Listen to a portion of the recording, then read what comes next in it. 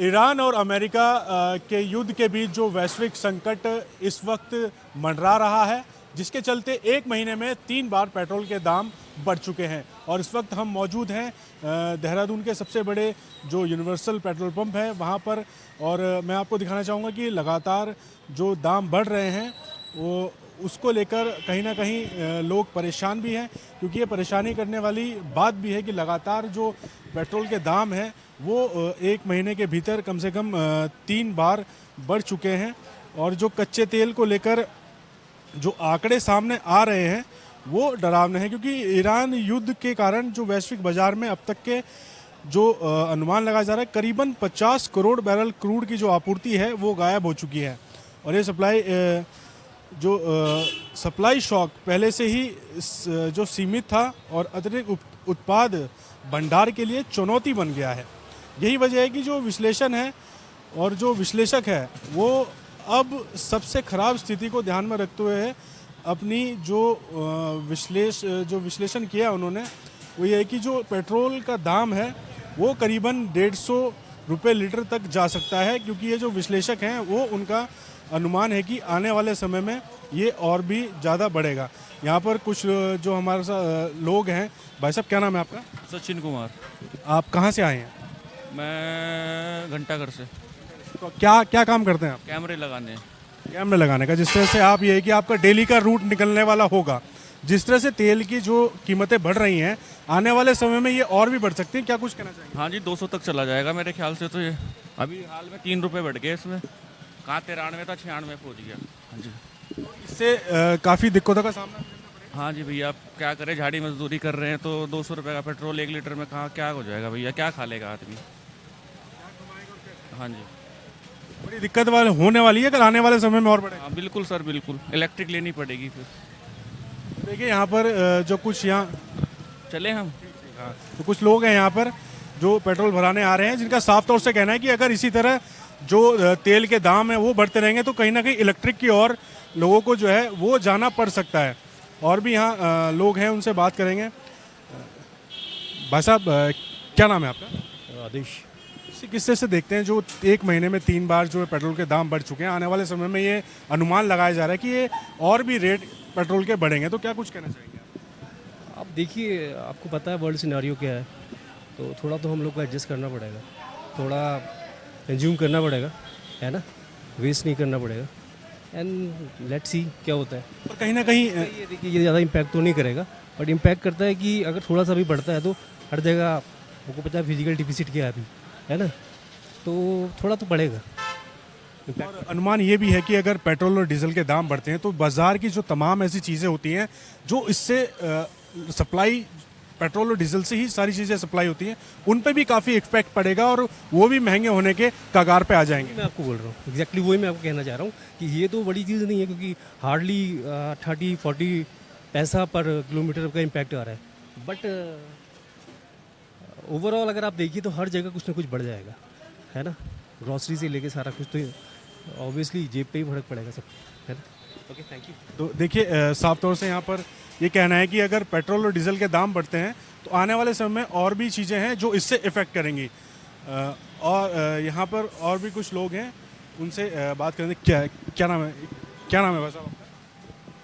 क्या नाम है? धर्मेंद्र। क्या करते हैं आप, काम क्या करते हैं? सर मैं तो बस बेरोजगार हूँ। तो अभी आप जैसे काम के लिए तलाश में घूम रहे होंगे या जा रहे होंगे, जिस तरह से तेल के दाम बढ़ रहे हैं, तो कितना इस पे असर पड़ेगा आम लोगों के ऊपर? सर इस चीज़ से तो बहुत ज़्यादा फर्क पड़ेगा। इस चीज़ से सर बहुत ज़्यादा अधिक फर्क पड़ता है तेल पे। भाई हम इतना कहाँ तक वो कर पाएंगे, क्योंकि मजदूरी कितनी है, 700 रुपये मिलती है झाड़ी, इससे ज़्यादा तो झाड़ी है ही नहीं सर, है ना।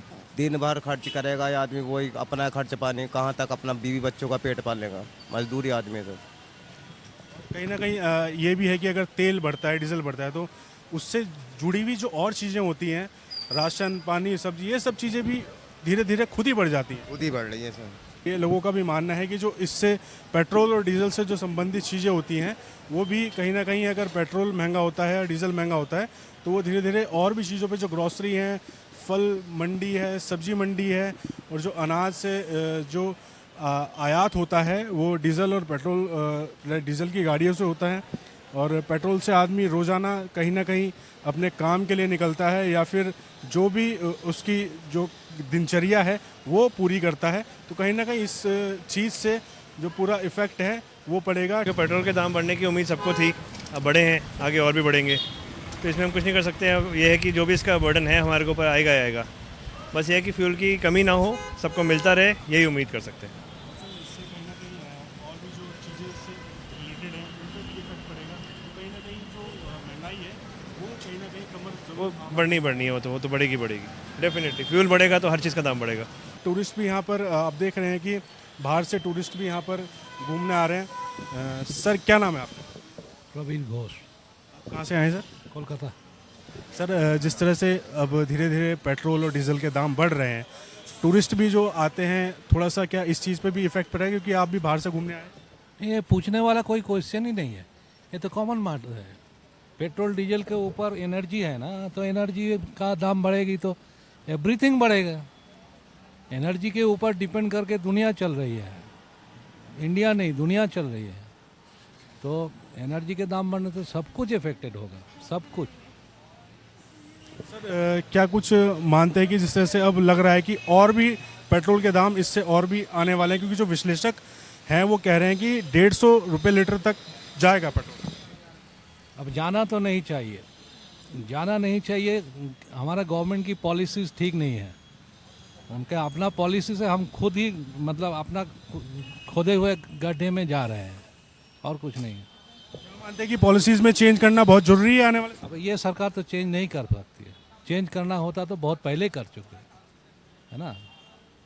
हमारा यही बीजेपी गवर्नमेंट में वाजपेयी जी का स्टैंड दूसरा कुछ था। वो पैलेस्टाइन के साथ थे, इजराइल के साथ नहीं थे, रसिया के साथ थे।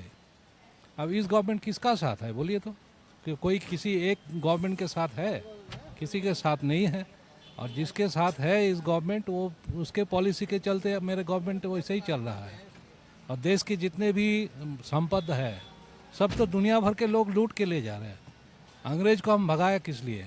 अंग्रेज हमारा ले रहे थे, अब दूसरा कोई ले रहा है, अंग्रेज के बदले में दूसरा कोई ले रहा है। देखिए यहाँ पर कुछ टूरिस्ट भी जो है जिन्होंने हमारे साथ बात की है कि जिस तरह से जो दाम बढ़ रहे हैं और जो गवर्नमेंट पॉलिसीज़ हैं उनमें कहीं ना कहीं कुछ बदलाव करने की बहुत ज़रूरत है, ताकि जो आने वाले समय में जिस तरह से जो विश्लेषक बता रहे हैं कि पेट्रोल के दाम वो 150 के पार भी जा सकते हैं, तो इसके लिए कुछ ना कुछ पॉलिसीज़ ज़रूर बनानी होगी।